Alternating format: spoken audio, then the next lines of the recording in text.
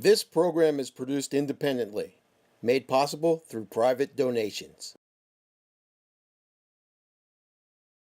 I'd like to call the meeting to order. Doug, could I ask you to read the opening pajama statement? All requirements of the Open Public Meetings Act have been met for this meeting of the Wmrhsd Regional High School District. Notice was sent to the Morris County Clerk and the clerks of the municipalities comprising the Regional District, the Observer Tribune, the Daily Record, and the Star Ledger. Notice was also posted in the District Administration Building, Wmrhsd Central High School, Wmrhsd Mendham High School, and on the Wmrhsd Regional website. Marsha Asdale. Here. Amy Button. Kristen Forrester. Here. Joe Vida. Here. James Johnston. Here. David Lobron. Here. John Meyer. Here. Tom Richard. Here. Jackie Schramm. Brendan Millick. Here. And Brian Riccardi. Here. And Mr. Button is here. Duly do have a noted quorum. late, by the way, Marion. You have a quorum. Thank you. Noted late. Usually I'm We late. all stand. I get marked. Say the Pledge of Allegiance, please. I pledge allegiance to the flag of the United States of America and to the republic for which it stands, one nation, under God, indivisible, with liberty and justice for all. I thought you weren't going to be here, Jamie. Otherwise, I have a pair of pajamas I need to get into early. You already got it. I need to get into early. I am tired. Could I have a motion to remove the regular meeting minutes from January 9th from the table? So moved. Thank you, Jim. Second. Thank you, Tom. All in favor? Aye. Opposed? Any abstentions? I have a motion to approve the meeting minutes from January 9th. So moved. Thank you, Tom. Second. Jim, thank you. All in favor? Or discussion, sorry. All in favor? Aye. Aye. Opposed? Any abstention? I have a motion to approve the special meeting minutes from January 26th.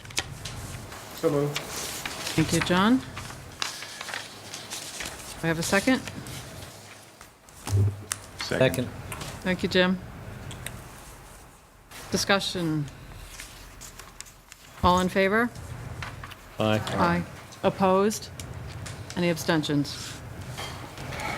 May I have a motion to approve the January 30th regular meeting minutes? So. Thank you, Second. Dave. Thank you. Who said second? Tom, thank you. Discussion. All in favor? Aye. Opposed? Any abstentions? Okay, in work session, Anthony? Okay. You know that there are a number of times that we bring students to our board meetings to try to celebrate accomplishments, to celebrate artistic, musical, and athletic accomplishments, or just other things. I think that annually we've asked Relay for Life to come in because I believe that it's one of the most important things we do as a district. It's unique in the sense that it brings the two high schools together. It is one of the largest and most successful Relay for Life programs in the country, and certainly is the envy of Relay for Life programs around the state. And I've asked Ms. Pelzoni and Ms. Gonzalez to please come in and begin talking to us about this and begin the introduction of what this year's Relay for Life looks like. Thank you very much for coming tonight. Thank you. Thank you for having us. Debbie, Kristen, and I are so... Sorry, because of the taping, everybody needs to come to the I mic to apologize. talk. I didn't know. Thank you so much for having us tonight. I'm Laura Pellizzoni. I teach English at Mendham High School. This is Debbie Gonzalez. She teaches English over at Central. And Kristen is our American Cancer representative. At this time, I'd like to introduce the chairs for the 2012 Wmrhsd Relay for Life and their companions to come up and present to you this year's Relay for Life.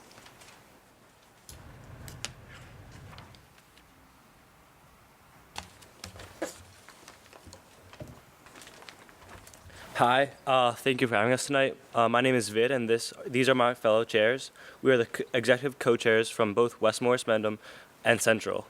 I'm a senior chair from Wmrhsd Central.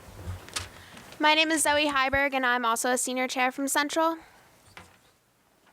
My name's Kelly O'Brien, and I'm a junior co-chair from Mendham. My name's Amy Condi, and I'm a junior co-chair from Mendham. My name's Kim Alderman, and I'm one of the marketing co-chairs for Mendham. My name is Jean Lee, and I'm one of the chairs for external fundraising at Mendham. My name is Maggie Dunphy, and I'm a junior co-chair at Central. My name's Melissa Masalti, and I'm a junior co-chair at Westmore Central. My name is Kiara Montgomery, and I'm a junior co-chair for Central. Hi, my name is Emma McCardle, and I'm a senior co-chair at Westmore Central. We work collaboratively on the Wmrhsd Relay. We are here tonight to present and inform you about our mission as the Relay for Life organization of Wmrhsd. Relay for Life is a signature fundraising event of American Cancer Society that raises awareness and funds to help save the lives of those battling cancer. This year, our Relay for Life will be held at Westmore Central High School on June 15th to the 16th from 6 p.m. to 6 a.m. We will host over 1,500 local community members for a night of celebration and remembrance. The fundamental idea of Relay is that cancer never sleeps. The 1,500 members of the community throughout the months leading up to Relay formed teams and raised money. Sorry. Throughout the night, one member from each team must be walking the track. None of us will sleep to illustrate our fight back against cancer. We kick off our event with an opening ceremony which is both moving and inspirational. During the ceremony, a local student speaks about their journey with cancer, and immediately after, local cancer survivors kick off by walking our first lap while the rest of the community cheers them on. The night then continues as people play games, eat food, and listen to local bands play. Also, as the sun begins to set, we host a dinner for the survivors. They are provided with a sit-down dinner to illustrate our care and to acknowledge their strong will and courage. In addition to the opening ceremony, there are two other ceremonies that occurred during the night. One of the most emotional moments of the American Cancer Society's Relay for Life is the Luminaria ceremony. This candlelighting ceremony is a way to honor survivors and those who have lost the battle to cancer. During the Luminaria ceremony, the stadium lights are turned off and loved ones are honored. A special guest speaker, a cancer survivor, and/or local celebrity can give a brief speech. The only source of light will be from the lit luminarias that line the track, symbolically lighting the way to find a cure for cancer. The Luminaria ceremony is open to the public and allows more people to become involved with Relay for Life.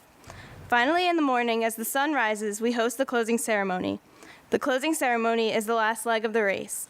Though the event is ending, it does not mean it's over, nor does it mean our fight against cancer is over.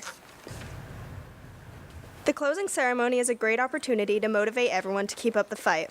It is also a time of celebration and recognition of what has been accomplished. It is a beautiful event that helps raise awareness and allows our community to celebrate, remember, and fight back together. Last year, Westmore's Relay raised just over $135,000, and we received the honor of the third place nationwide high school per capita award and fourth in the Eastern Division. This is a tremendous honor, and we are both humble and excited for our ability to give back to the community. So now, please help us come and fight back. Help us create more birthdays for those who struggled through each day. Good evening. My name is Kiara Montgomery. 10 years ago, in 2002, my mother was diagnosed with stage 2 breast cancer. At the young age of 6 years old, I was unable to comprehend this complex disease called cancer. All I knew was I could possibly be losing my best friend. My mom was my everything, and the thought of losing her made it feel like my world was crumbling down around me. When the day of her surgery arrived, I said my goodbyes, hugged her, and held on until I was forcefully taken off her. Letting go was the hardest thing I ever had to do. When my mom returned from surgery, everyone made sure I understood that it did not mean she was all better. Each night, I lay by her bedside on the floor. I endured the back-tightening pains because the fear of losing her and not being there was much greater. I spent months holding her weak pulsing hands through each chemotherapy. Today, my mother is cancer-free, but that does not mean my fight is over. Years ago, my mother went to Westmore Central High School. with her longtime best friend Tammy. She too was diagnosed with cancer. Why do I relay? I relay for these students here who may one day hear those dreadful words unless this disease is stopped. I relay for my family who has suffered countless days of agony knowing my mom had an incurable disease and there is nothing we could do about it. I relay for my mom's best friend who has experienced 2 types of cancer, one of which could have been caught earlier. I relay for best friends who should share everything except cancer. I relay for everyone who was ever told it was nothing when they had undetected cancer. I relay because I know I am lucky and not everyone's loved ones survive. I relay because I would not be who I am, where I am today without my mom. I relay for my mom, your mom, and everyone's loved ones. I relay to give a little hope each day to one day live in a world without cancer.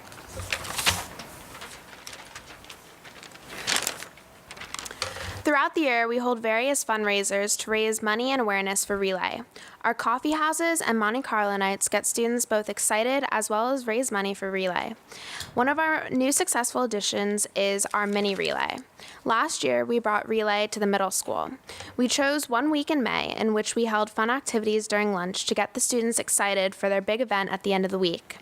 That Friday, we held informational booths, games, and even had a mini track for them to walk. It was a huge success, raising over $1,000, as well as much awareness of Relay among our younger community. This year, we are doing our mini Relay again. However, we are also currently trying to extend it to Black River Middle School, Mountain View Middle School, and Mendham Township Middle School. We hope it will be just as successful as last year. At this point, I would like to thank Dr. Batista and the Board of Education for this opportunity for us to speak tonight, and we hope to see you at our Relay this year.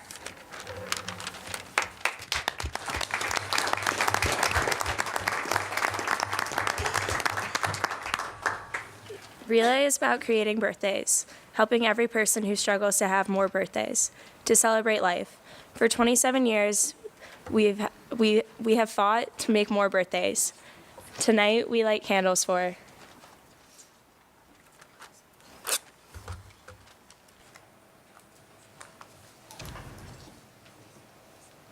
mothers,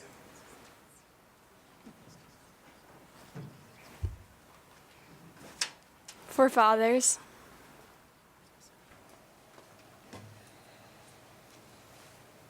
For grandmothers,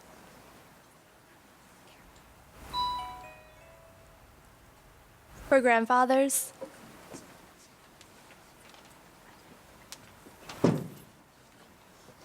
For uncles,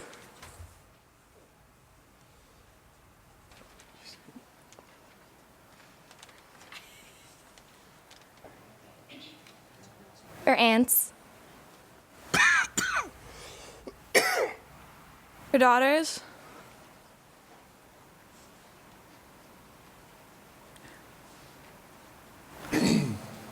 for sisters,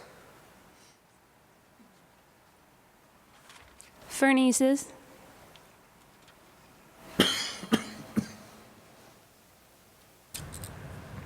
for brothers,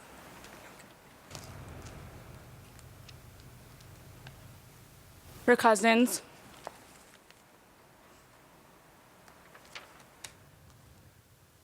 for nephews,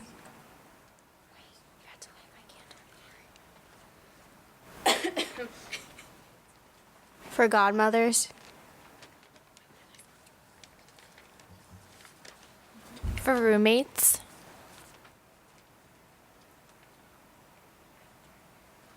For godfathers,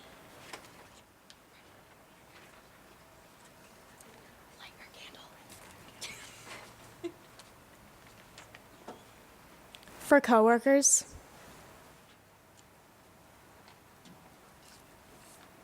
for husbands,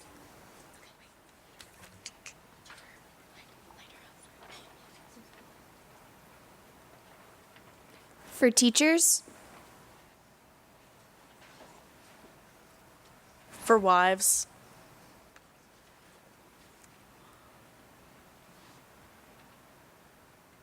for friends,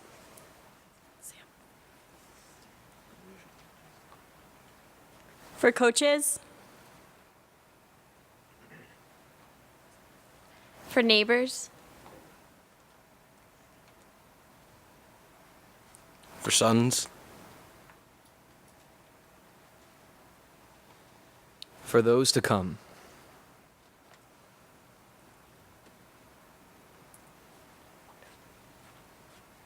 For coaches.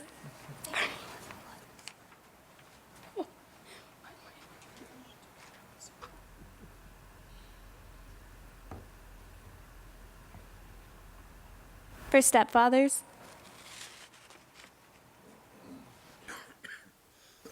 And for those we may not know.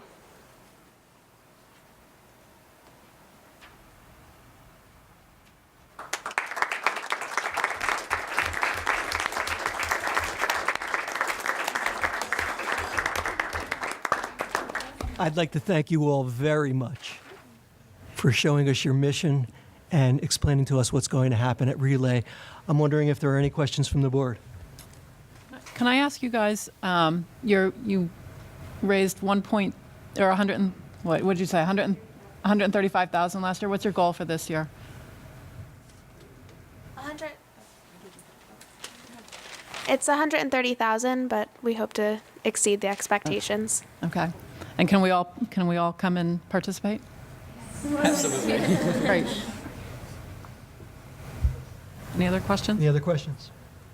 We'd just like to say one other thing was last year our goal was only 120,000, so we met it and kept going. That's fantastic. Great work. Not a question. My entire family comes to this thing. They've been doing it every year for the last 3 years. We're going to be there this year. You guys do a great job. It's a very emotional, very moving event, and I wish you guys all good luck. Thank you. Thanks again. Thanks a lot.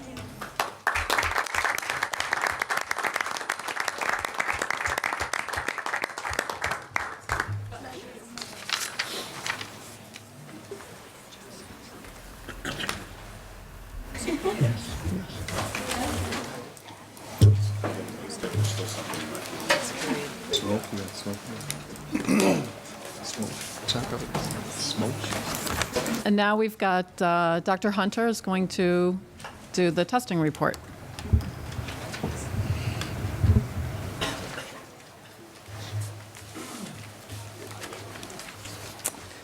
It's really a hard thing to follow. I would hope that, and I'm talking about my own personal experience. I would hope that someone of these students would devote their lives to cancer research.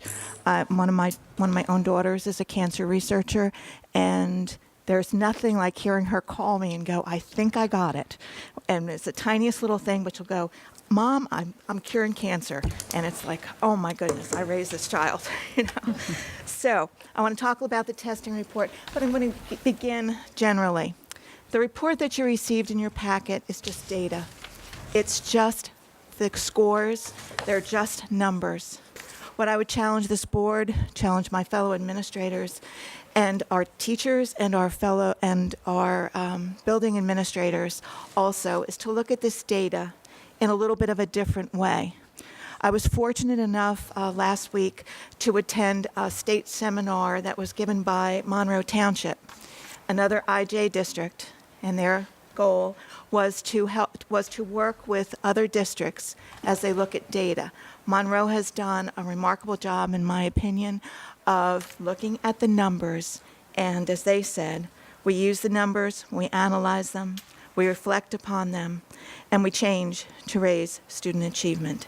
And so I really feel almost a mission tonight to continue to talk about this with you, that their example to me was that they have created a culture of inquiry by delving into their data, particularly at the building level, and saying, what do we want to change? By having safe and honest conversations. Years ago, as a board and as administrators, we read the book, Good to Great. And it really is, some of these things that we're going to look at tonight are really brutal facts. We might think we've done better, we might think we've done worse, but they are facts. They're numbers that stand on their own. They're not numbers that we generated through focus groups. They're not numbers that we generated through SurveyMonkey. These are the numbers that come to us from the state. They come to us from different organizations to tell us how our students are doing. So I'm going to go through the book and make some comments. Our first page has to do with our IB diploma students, and to praise both the students, the teachers, and the administrators, and also the IB coordinators. If you look at the very bottom percentage, the percentage of diplomas awarded internationally is approximately 80%. We have exceeded the number of that number to have a district total of 92.7% of our students receiving diplomas. Now, the SAT results for the class of 2011. I know that you also all received a while ago, as board members, a report by Dr. DiBattista looking at a historical view of the tests. We have a unique situation this year. If you look at West Morris Central, we have 328 students, and West Morris Mendham, 296 students. No longer do students have to report to us or report on their SATs that they are members of the West Morris community. In other words, they don't have to bubble in anymore that they're at Mendham or they're at Central. It is their own choice to do that. And as we know, some students don't like to do that. They might not want us to know their results, or they might not think it's important that we know their results. So from last year forward, these results in some way might be a little bit skewed because we would not get all of the students to report that they come from us. And once again, you can see that district-wide we have exceeded the state average and also the average in the nation in total.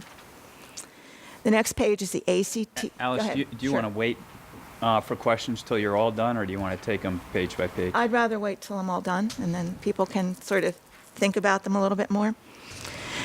Now, the ATC results for West Morris Central and West Morris Mendham are also listed there. That's a mean score, and you can see that also in each of those we've exceeded the state mean.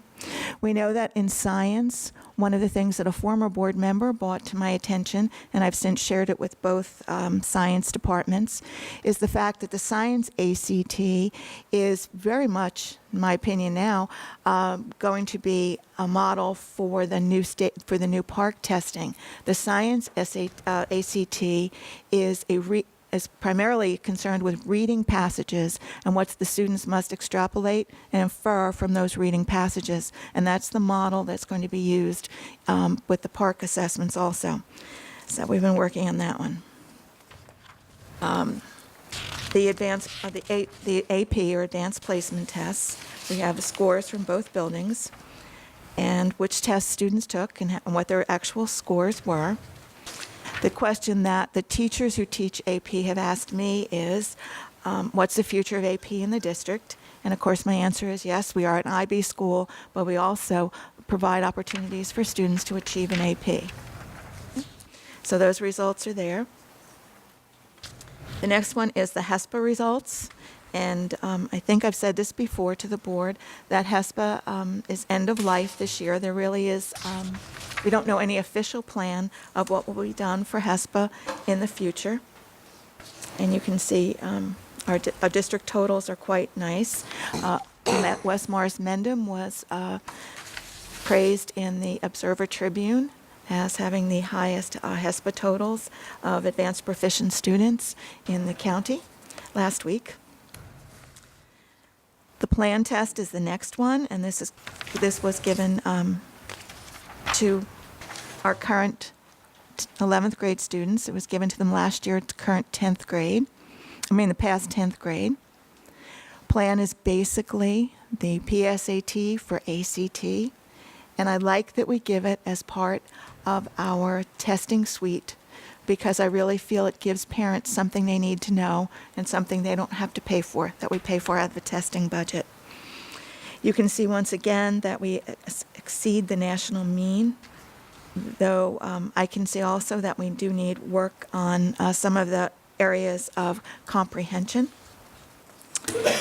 And finally, we have our PSATs, where we have the students in 10th grade who took it, their results, and then the mean results of the students who took it in 11th grade. So once again, my call is that as the board plans for their next long-range plan, that they realize the importance of utilizing this data to weave in and out of that plan and to set goals. Thanks. Thank you, Alice. Can I ask what you said at the beginning, that we should look at the data and decide what we want to change? Well, to use the data, analyze it, reflect on it, and then what changes do we really want to make to help our students achieve? No, I know in the past we've had longitudinal data, so we've been able to have Right. some context. Can you, I'm not going to make you stand up here and guess at all of it right now, but can you give us a sense of how we stand in comparison to our peer groups outside of just the state, or and then how we compare to our how we're doing along our 5-year history?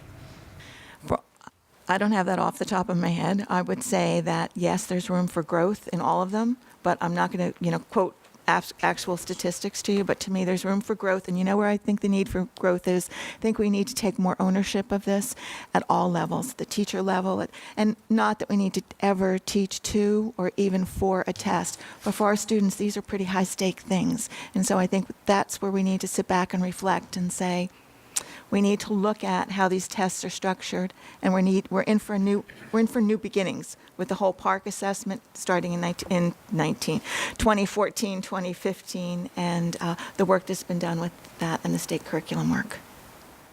Do any other board members have questions? David, Mr. Lowron. Speaking of the results and all the testing that we do, it's become abundantly clear that we need to analyze this data.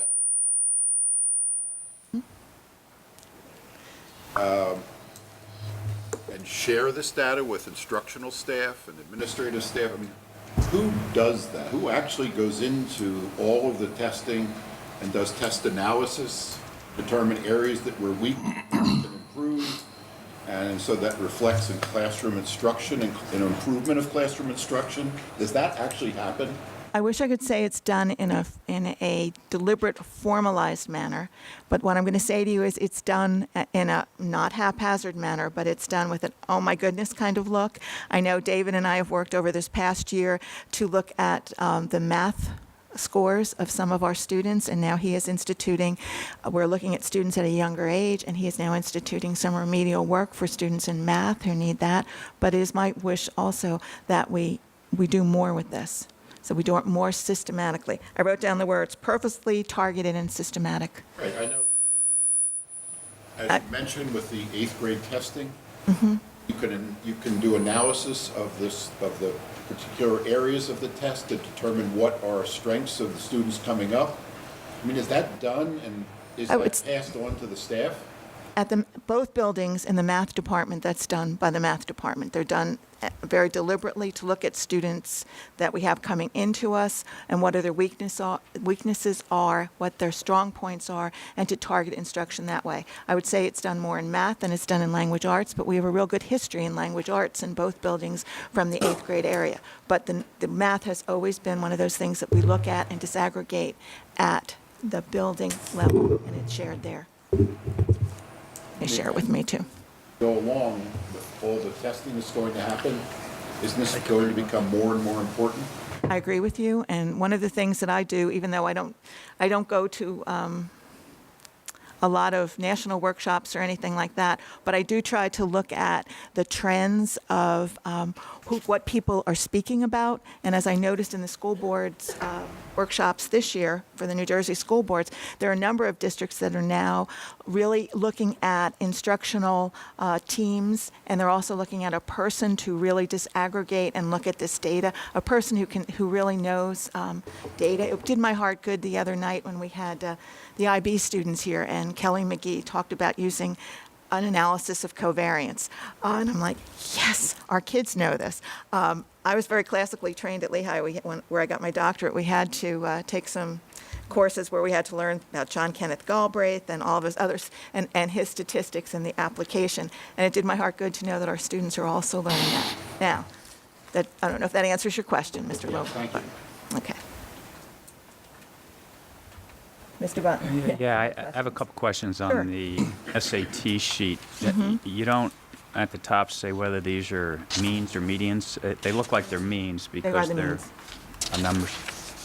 And let's just, for example, take a look at Mendham High School reading and math. Are these comparable to last year's numbers of 569 for reading and 586 for math? I haven't looked at the standard deviation between last year and this year. I haven't looked at whether those scores are comparable. I'm not talking about the standard deviation. I'm talking about the 556 mean for 2011. Is that measured on the same basis as the 569 mean for 2010? The only thing I don't know is whether there's more of a deviation there. To me, they are, but I'm not sure statistically if they are. So it's a 13-point decline in reading and an 11-point decline in math for Mendham High School. But let's look at also the fact that we don't know how many of our students did not report out, and this is where we really need to look at and disaggregate data. Who are our students who are taking the SAT? I know some people are saying more students now are taking the ACT. I don't know those answers. Yeah, Did you say that this is the first year that students are not required to report? I think last year was the first year. Yeah, so I don't know if last year more students did report out or not report out. I know that there's a lot of different statistical ways we need to look at this. Not to sugarcoat anything. I think we still need to look at continuous improvement. We need to look at what this is targeting and what's it saying. Alice, would it be possible to get some of that information? I know the College Board on SATs has said that it's not significant to look prior to 5 years past. Right. But if we could see this data in comparison to peer schools and to what we've done in the past in our buildings, I think the context would be helpful. So happens I met with College Board today. They can produce for your school a complete report going back 5 years with all of the data, and it's neutral. It's done by the College Board, so it's not sugar-coated, or as you said, and it's raw data. So I know that report is available.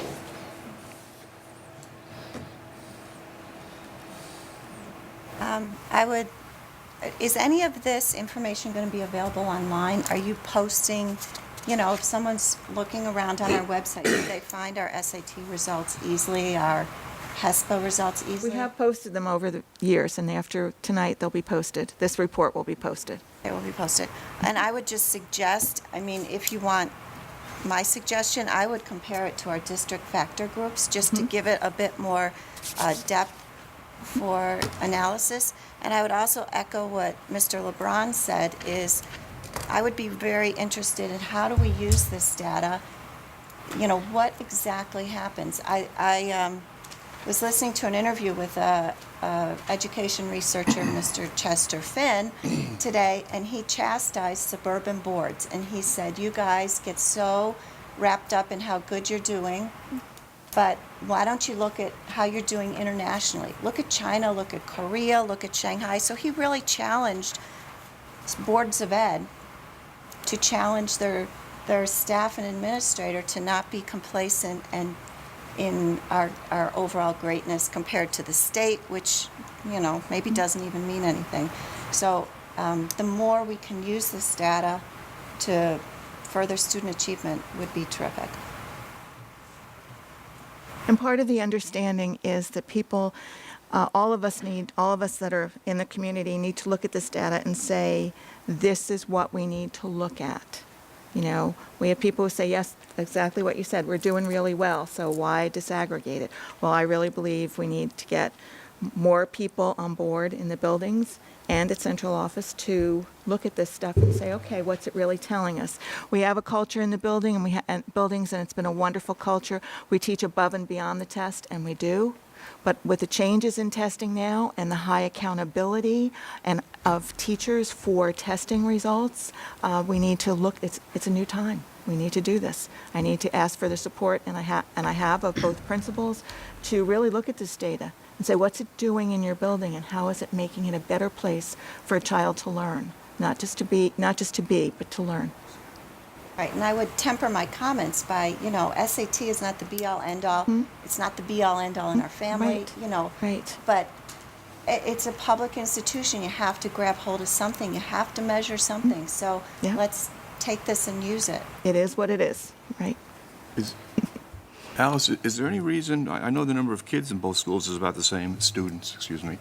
Is there any reason why it looks like there's almost twice as many diploma candidates for IB at Central versus Mendham? I think we come to, I'm going to say times that go in and out. Sometimes there are more at Mendham, sometimes there are more at Central. The Central program has grown over the past few years. Mendham has not declined. It's a more steady growth. So I'm not worried about that. Okay. I know that in both buildings, fine things are going on.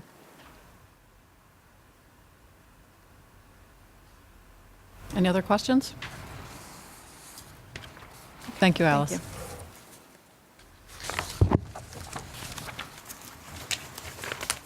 At this time, I'd like to open to the public. If you have any questions or comments, please state your name and town and limit your questions or comments to 5 minutes or less, please. And use the mic at the podium. Yes.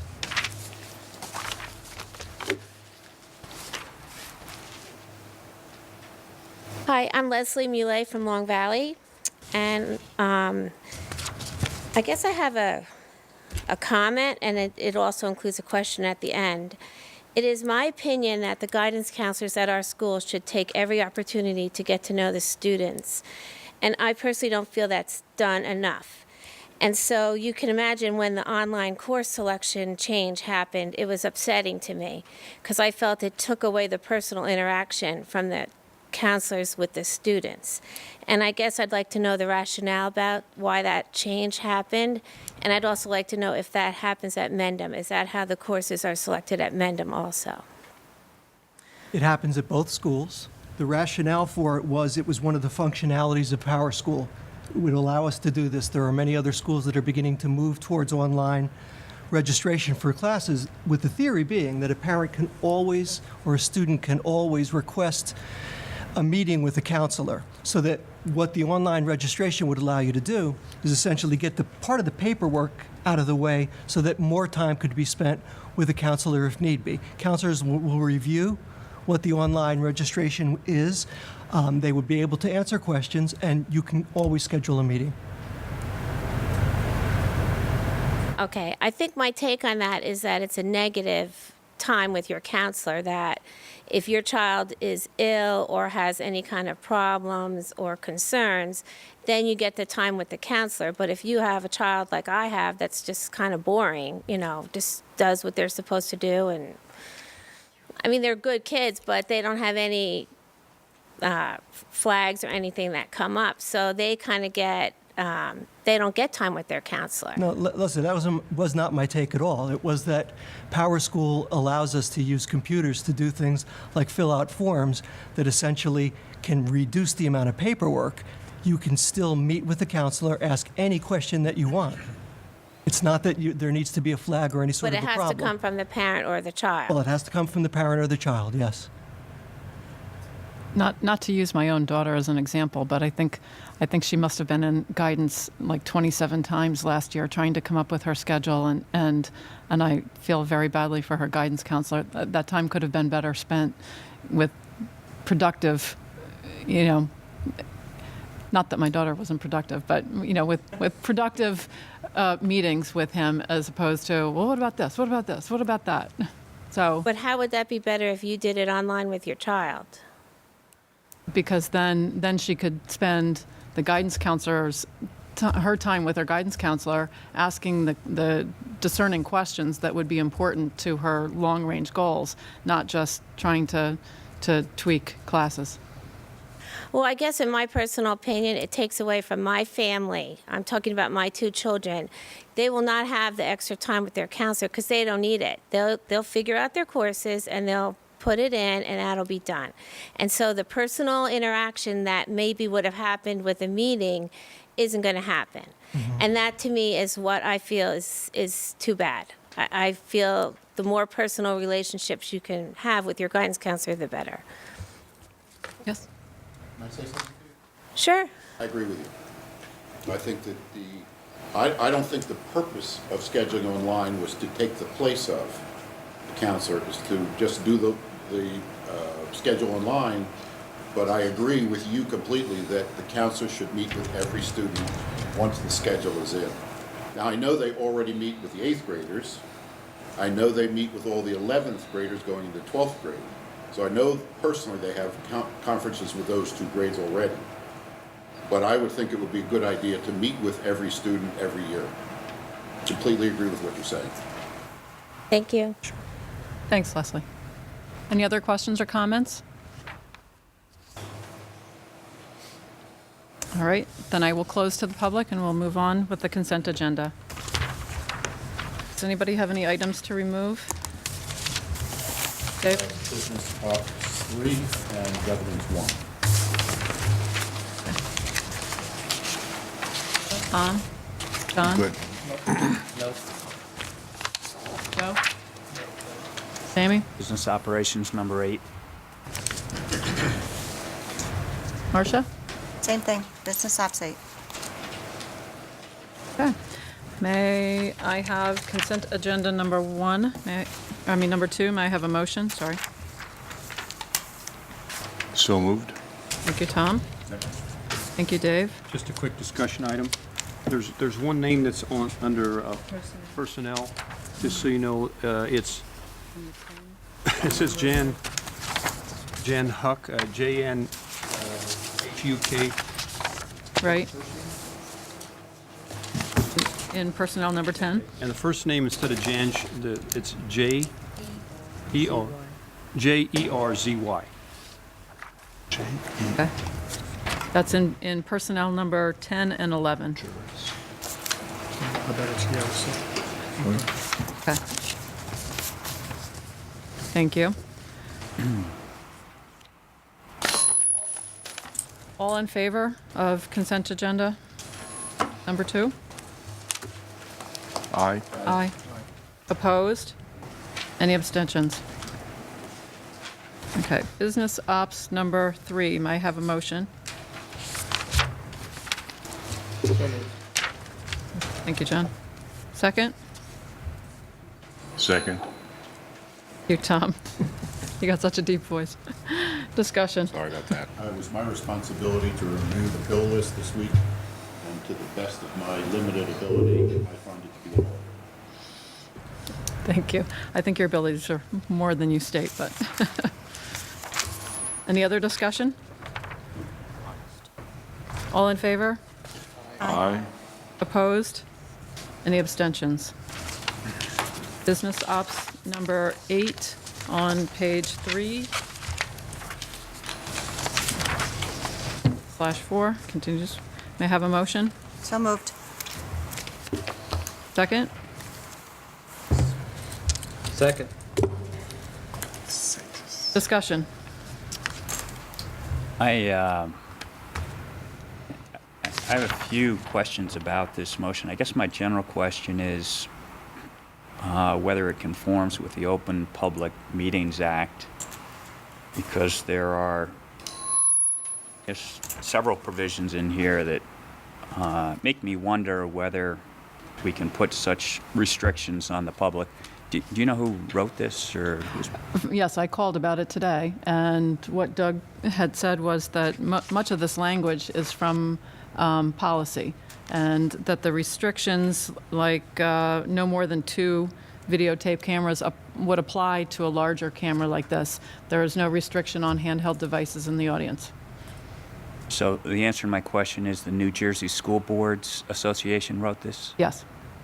And do you know, Doug, whether it's been reviewed to see whether it conforms with the Open Public Meetings Act? Their attorney reviews the policies that are put forth. The 3 in particular that give me concern are Any person wishing to audio or videotape meetings shall provide written notice of their name, address, and telephone number, and will consent to the board at its own expense and upon request to make a reproduction of the recording. I can't believe that the law allows us to require the public to do that. Secondly, the provision that says unless waived by the board, Kristen, the one you just referred to, no more than 2 portable videotape cameras operated by not more than 2 persons shall be allowed on a first-come, first-served basis. Reason that gives me concern is my understanding is anybody can come and videotape any public meeting he or she chooses. And the third is this restriction that the contributions provided to the board shall be the sole source of funding for video recording of the board meetings. I just am surprised to hear you say that these are in conformity with the public's right to videotape any public meeting they want at any time. I think that last line is to protect the board so that if people are making donations to continue the current videotaping, that and those donations dry up, we are not obligated to continue to pay for it. We don't need to use district resources for that unless at a further point in time we decide to incorporate that into the budget. Well, I appreciate that intent, Kristen, but that's not what these words say. You know, if you had called earlier, we could have run this by Russ and had a little more clarity to answer those questions.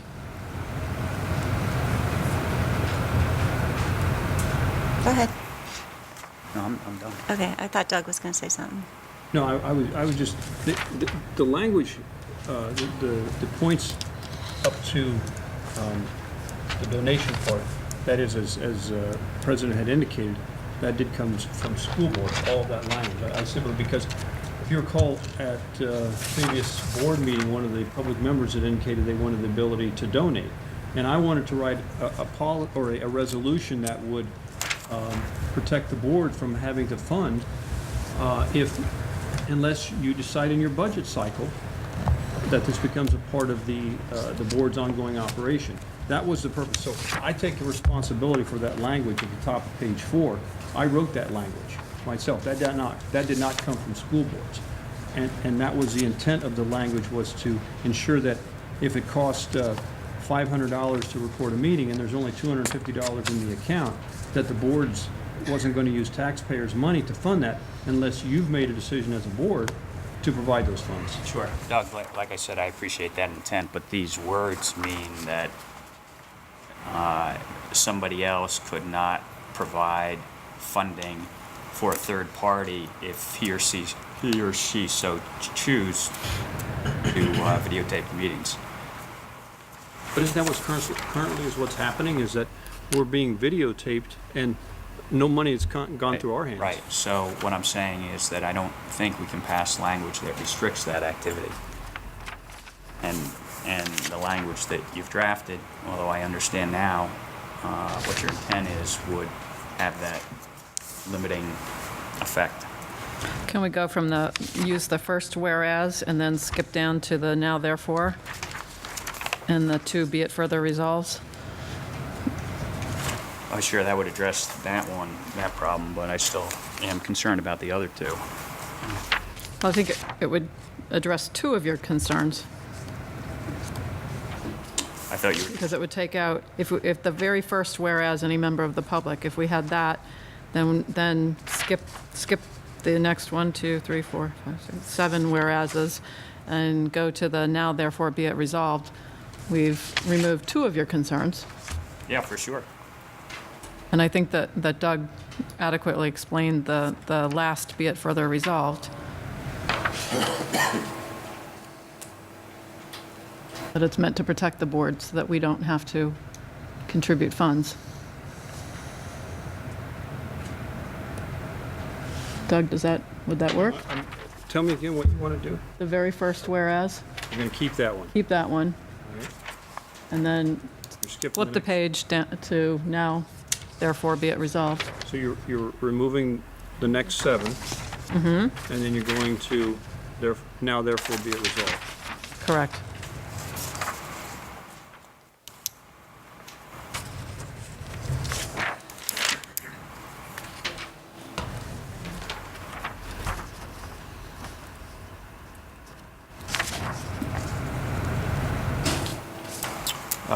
Kristen, if you're making a motion to amend this, I'll second it, as you just described.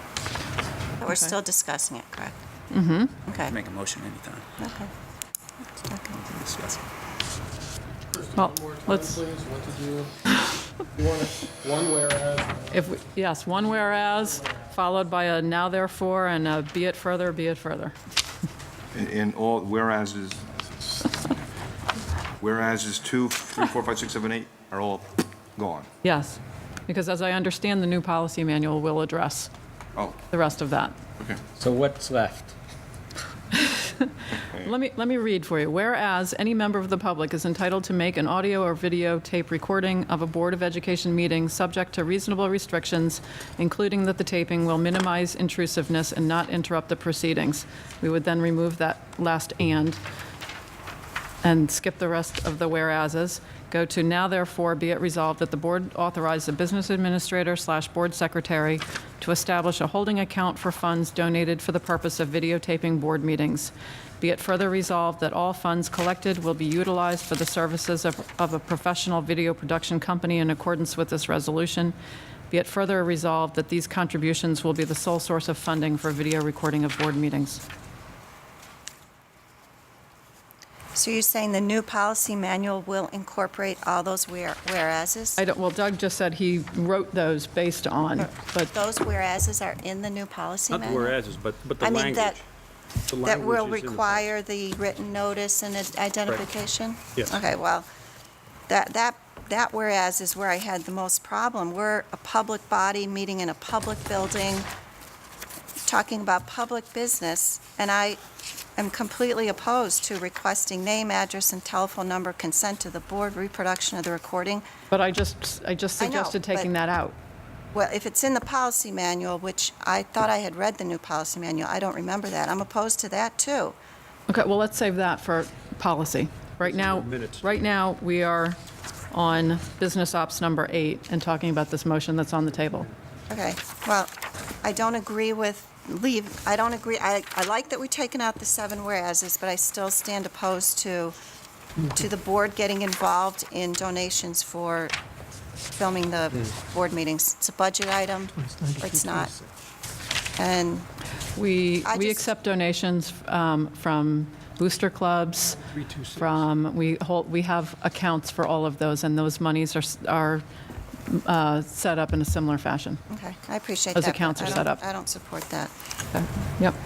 The problem I see with that is what you said earlier, was that if it costs $800 and we only have 600, who's going to be the determining factor? Or we have 900 and it costs 800, what meeting are you going to tape? Yeah, why are we into the I just see management of that? issues with it.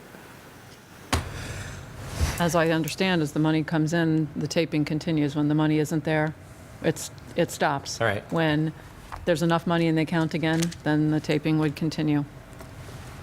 It would be held until a time that we would have the funds to pay for the continuation. And if it never reaches that, then it's held there, till somebody.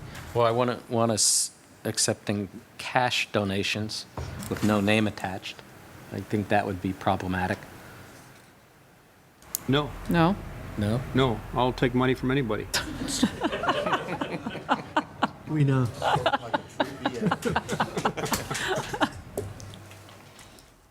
No, but it wouldn't be. If somebody wanted to donate it to the district anonymously, and they had a stated purpose for it, as long as it was in support of public education, we could. We can do that? We All could right. do that. Yeah. We get anonymous funds for scholarships.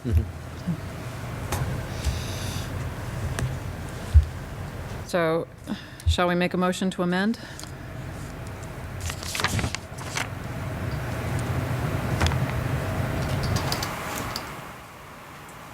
Do you have a second on that? You haven't liked it before when I've made a motion as the chair, but if you'd like. I don't recall ever objecting to that.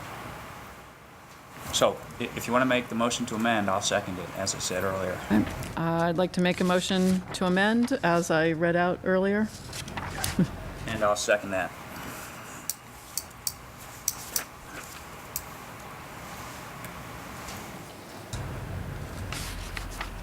All in favor, discussion on the motion to amend, sorry.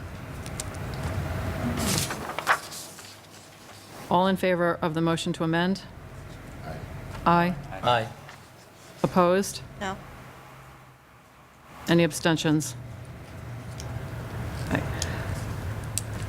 All in favor of the main motion as amended? Aye. Aye. Opposed? No? No. Any abstentions? Okay. Thank you. And then we're at governance. Just to make sure we got that. Yes. Jim and Marcia voted no on the On main the motion. main motion. Okay. Yeah. Marcia voted no on the motion to amend. Everybody else voted yes on the motion to amend. And then Marcia and Jim voted no. Okay. Got it. 2, 4, thank you. And I lost it. Business ops. Governance number 1 on page 4. May I have a motion? Thank you, Dave. Dave moved. I'll second that. Thank you, John. Discussion. Well, we have continued to review the board policy manual, and the members of the Educational Policy Committee have all submitted questions and recommendations. And matter of fact, we received updated policies reflecting all of those changes on Thursday, and we are moving along. So I think we've reached a consensus at this point, and I think we're ready for the next step. Dave, can you describe that process? I'm a bit concerned about what I read about it in the memo. Okay, what, each of us had questions, and we submitted the questions, things that we had concerns about. We submitted those for review, and the representative she's from school boards, is she not? She is. She reviewed all of those changes before they were implemented into the policy. It didn't change policy. Yeah, no, I'm That was talking. not the intent. I'm sorry, I meant what the process will be for approving the new policies. How will that work? I think Anthony would probably be better to explain that than I. Gene Harkness from New Jersey School Boards recommended that the board approve this manual in toto. And then if there were specific policies that it wished to revisit, that it could go back and edit or revise those at a later date. That's what gives me a lot of concern. Adopting a book that's 4 or 5 inches thick without really knowing what's in it. We just had a member of the policy committee tell us that she didn't even realize that most of the language that we just deleted from this motion is now in the new proposed policy manual. So if we do what Ms. Harkis recommends, we will negate the act that this board just took in amending this motion. We'll just be adopting it all over again.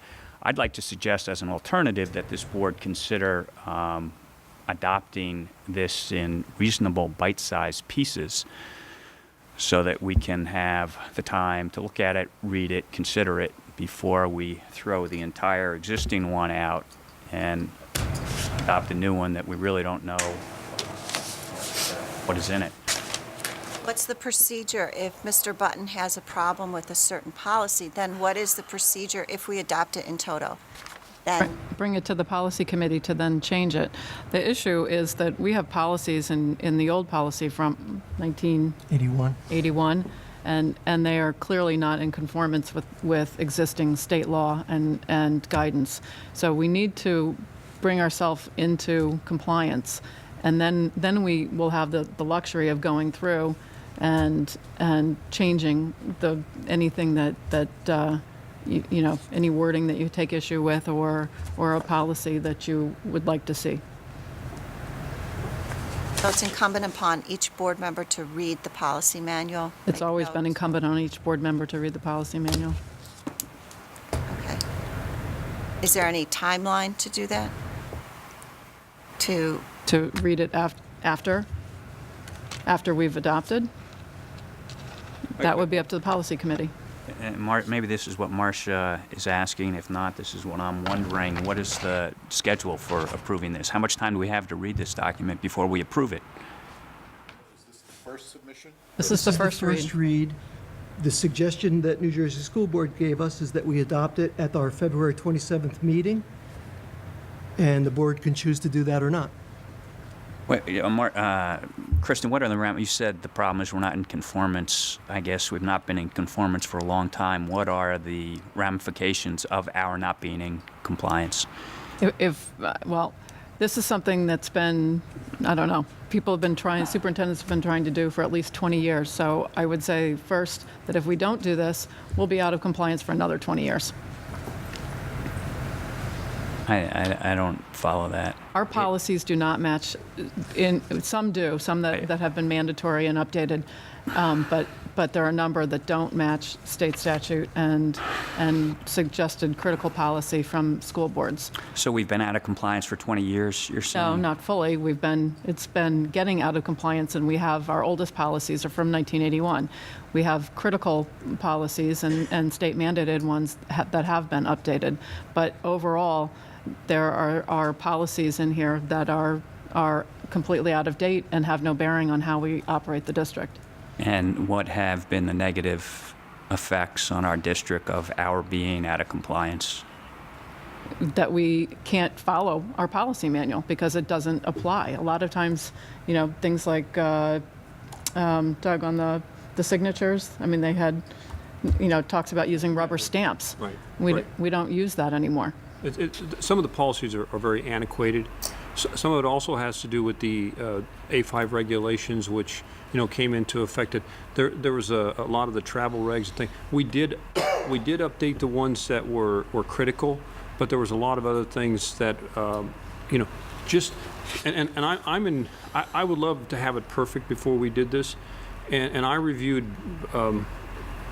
sections 3,000 and 4,000 because that has a lot to do with the business office in particular. And I just believe that we have to have an endpoint on this because we've been talking about doing this for 5 years to try to get this policy reviewed. And the fact that we had an outside party take a look at it and review it and make sure that it complies with current law, I think is a big step forward. I think there's things in probably section 9,000 that deal with board members in particular, or board meeting operations, that needs to be reviewed again. But it brings everything up to date, and then we get to tweak it then, of any of those deficiencies that we find. Just like what we found tonight, disagreeable some of the language that's in the policy for minutes. But before this, we didn't have anything that dealt with taping of our meetings. This will be the first time that we've had any language to that effect. So that's an example of some of the omissions. I also found there's policies that we took out, that they were duplicates.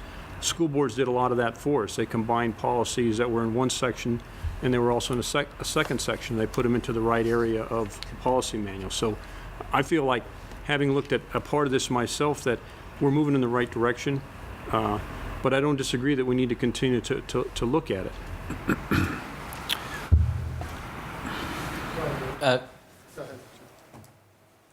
My concern is we have the old policy manual.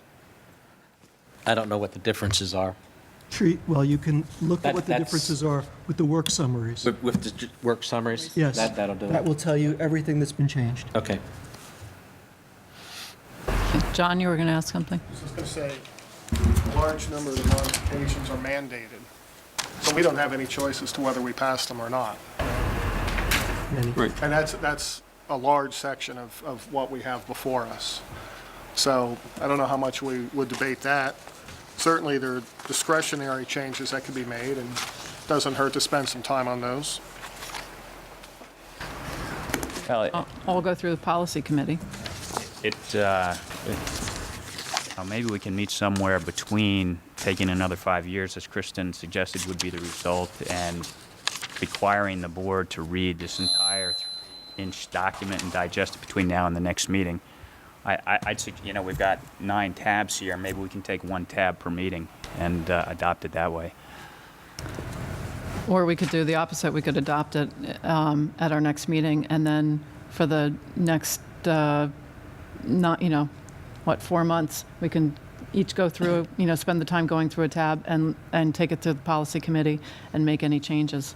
Yeah, we could. The problem is you're flying blind then, because you're adopting a document that this board doesn't even know what That's what the policy committee has been working with Gene Harkness of school boards for the last, how many months, Dave? 4 months? So as a board member reads through the policy manual, comes across a policy confusing, they don't like, language they're not sure of, I think I asked this question before. What is the mechanism to get that concern to the policy committee? Is it an email? Is it a discussion at the board? I mean, how do we address those concerns? Bring it to the board, and then it can go from there. The board can direct it to the policy committee. Is it by a vote to send it to the policy committee? There's no action, so we wouldn't be voting. It would be, something that we can cover under new business or old business, depending on what it is. Well, I would support adopting it in total and then going back and doing a meeting, and have everyone look at it in depth. Okay. You live with that, Jamie? Yeah, that's better than nothing, for sure. Okay. Any other discussion? All in favor? Aye. Aye. Opposed? Any abstentions? Okay. Old business.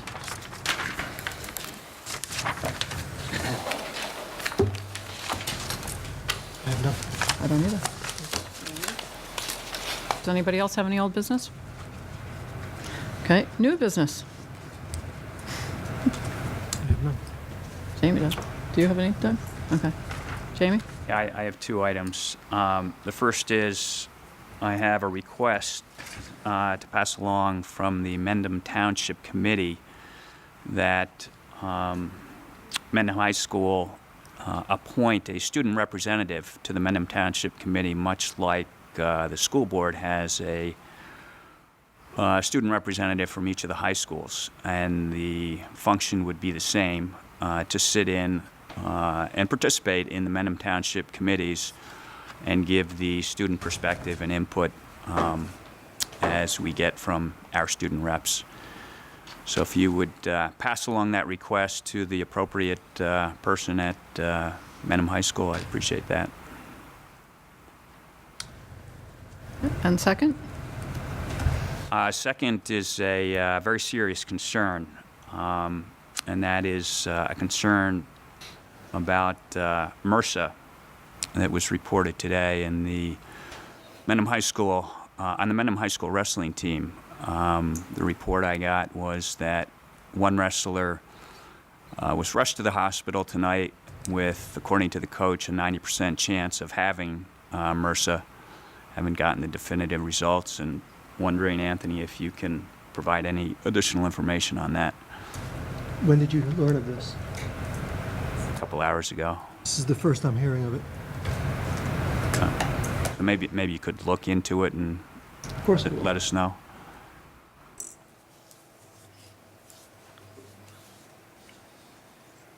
Any other new business?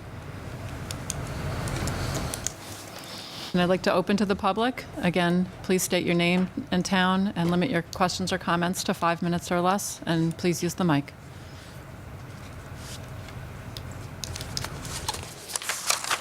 I'm Leslie Muley from Long Valley. I just want to clarify something I said earlier. My kids are not boring. They're both. Well, I don't want it on the patch tomorrow.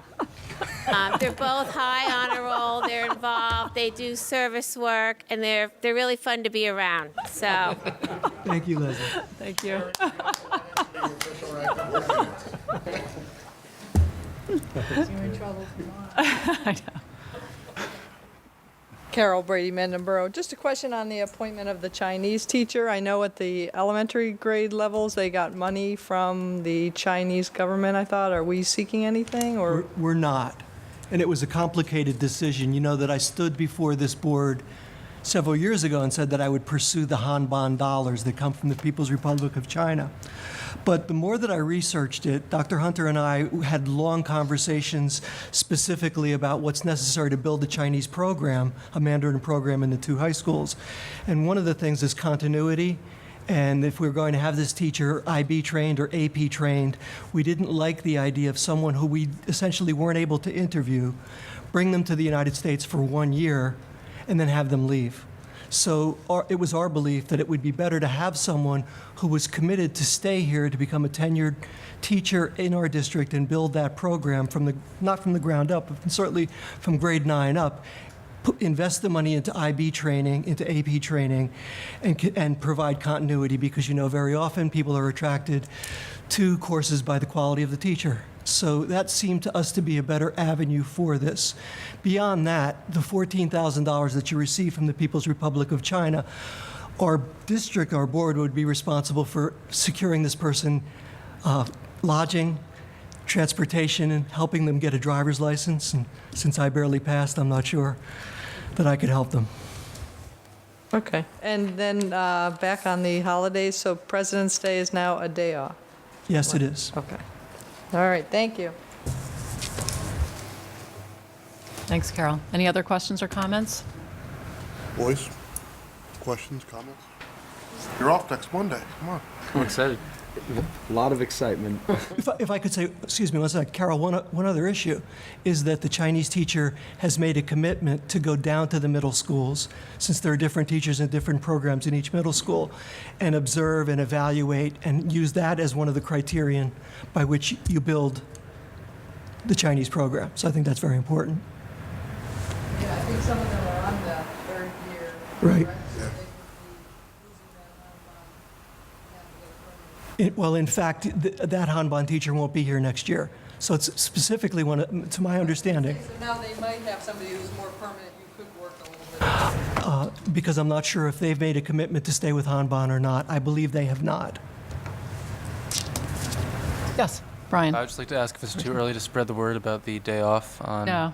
No, if you're getting Facebook, you can put it on your Facebook. I have many people that are interested. Waiting to hear. I know. And just to clarify, is Tuesday, because sometimes it's been like both, is that a full day? Tuesdays, regular school day. Okay. still full Thank you. school day. Yeah. A half day in the better years. If they don't show up, we know who we're going to blame. Okay, Dana? Dana Astrojad, Mendham Township. I'm just curious about the superintendent search and what the progress is on that. We have second round interviews this week. We'll be moving forward. Thank you. Thanks. Any other questions or comments? Then I'll close to the public. And may I have a motion to adjourn? So moved. That was everybody at once. Who said it first? Dave, okay. Second? I'll second it, Ben. Thank you, Tom. All in favor? Aye. Opposed? Any abstentions? Thank you. Fastest one yet.